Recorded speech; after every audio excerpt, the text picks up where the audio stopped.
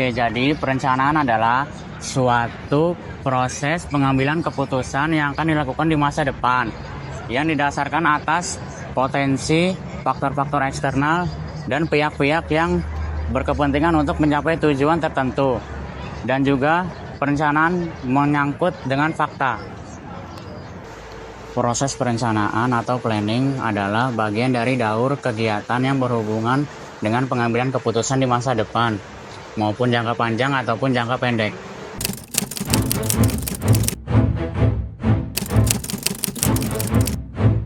Sejarah ilmu perencanaan wilayah dan kota di Indonesia. Pertama, pada zaman VOC dan penjajahan Belanda.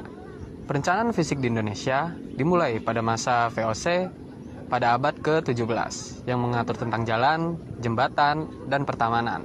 Kemudian, pada tahun 1554 memperkenalkan sistem pemerintahan dengan penguasa tunggal di daerah residen. Sejak itu, Stadtblad pada tahun 1882 memberikan wewenang kepada residen untuk mengatur lingkungan. Kedua, pada Perang Dunia II hingga tahun 1950-an.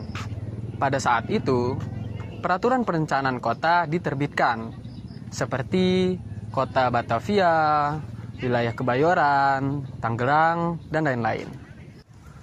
Ketiga, pada tahun 1950 sampai 1960. Pada masa ini, urbanisasi di Pulau Jawa dan Sumatera menyebabkan kompleksitas dalam perencanaan kota. Konflik regional dan dinamika politik menyebabkan arah pembangunan nasional. Keempat, pada tahun 1970 sampai 2000-an. Di era ini ditandai dengan industrialisasi dan peningkatan kawasan industri. Program transmigrasi untuk membuka lahan pertanian di luar Jawa sebagai upaya untuk pemerataan pembangunan. Kelima, pada tahun 2000-an, dengan diberlakukan otonomi daerah, kabupaten, kota, meningkatkan penghasilan asli daerah melalui partisipasi masyarakat dalam perencanaan. Fokus yang berkelanjutan dan semakin meningkat dengan wacana tentang pemberdayaan masyarakat yang menjadi bagian integral terhadap perencanaan kota.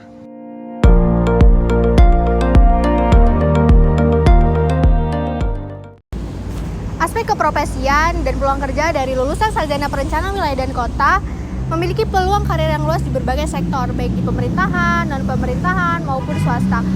Prospek kerja yang ditekuni antara lain yaitu ada perencanaan tata ruang pemerintahan, manajer proyek infrastruktur, konsultan pemerintah, analisis kebijakan perkotaan, dan lain-lainnya. Contoh-contoh lulusan dari sarjana perencanaan wilayah dan kota ini yaitu ada jadi birokrat, ASN, entrepreneur, kementerian, dan lain-lainnya. Salah satu contohnya juga ada di sini nih, di Bapeda, merupakan lulusan dari perencanaan wilayah dan kota.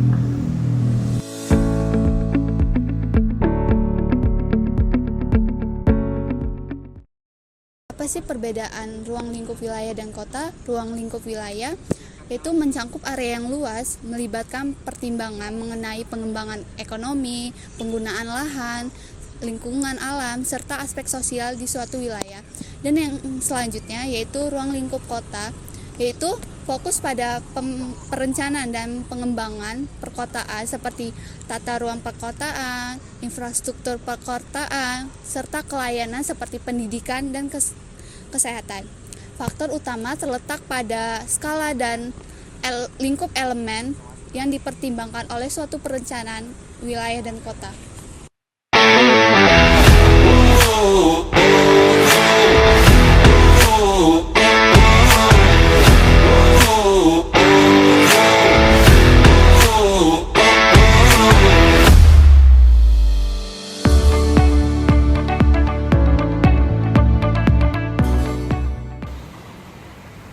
wilayah. Ruang lingkup wilayah mencakup analisis batas-batas administratif dan geografis suatu daerah, termasuk infrastruktur, penggunaan lahan, dan interaksi antar wilayah.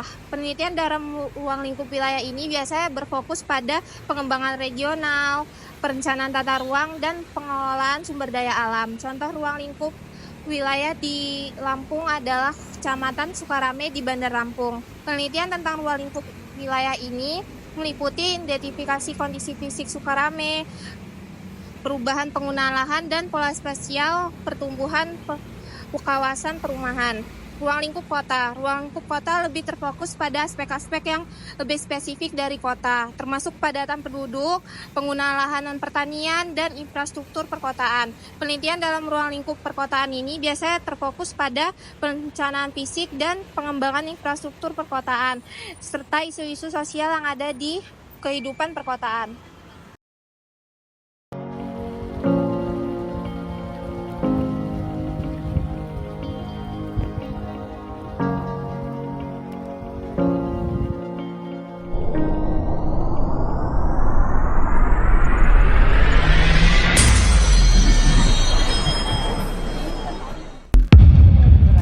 Kawasan ruang terbuka hijau seperti PKWR yang direncanakan dilanjutkan kembali. Hal ini seiring dengan masuknya pemerintah Kota menunjukkan.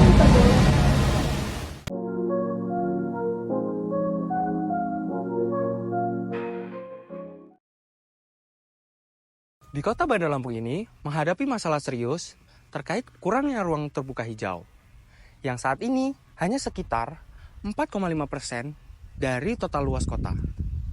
Nah, menurut Wahli Lampung, penurunan ini disebabkan oleh alih fungsi lahan dan kurangnya perhatian pemerintah terhadap lingkungan. Ruang terbuka hijau yang ideal harus mencapai 20% dari luas kota. Saat ini sekitar 440 hektar yang tersedia.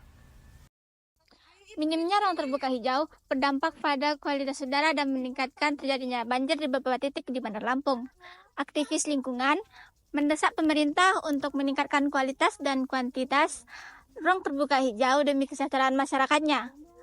Banyak bangunan yang dibangun tidak terstruktur dan juga banyak bangunan yang tidak dihuni kemudian ditinggalkan.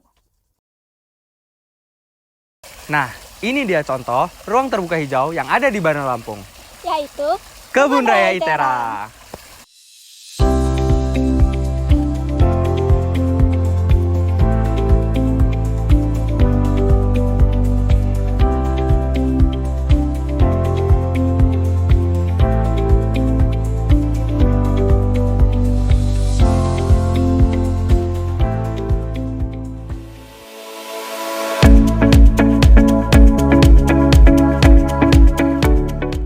Kuliah Dasar Perencanaan Wilayah dan Kota menunjukkan bahwa disiplin ini sangat penting dalam mengelola dan merencanakan pembangunan daerah perkotaan dan pedesaan.